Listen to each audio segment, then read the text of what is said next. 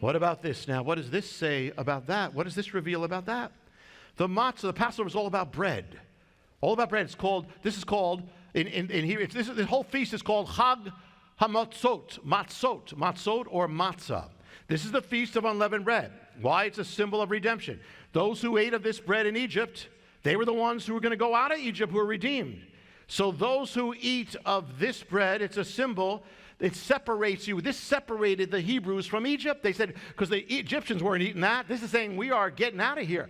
This, partaking in this, is a symbol of the Lord's Supper, that you are not of the world anymore. You are of something better now.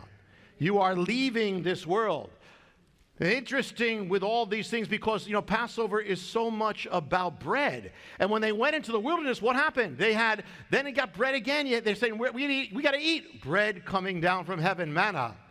Coming up, bread from heaven. What did Messiah say? I am the bread. I am the bread that comes down from heaven and gives life to the world. That's like manna.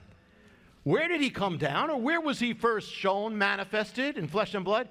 In the place called Bethlehem. What is Bethlehem in Hebrew? Beit Lechem, the house of bread. What is this also about? This, you've had many, if you grew up in different churches, you might have different forms, but this is the original form. Matzah. It means unleavened. There is no leaven. There is no yeast in it. And that's a symbol. Leaven is a symbol of sin, so it means it is pure. It is sinless, like Messiah. The nature of Messiah, he's totally pure.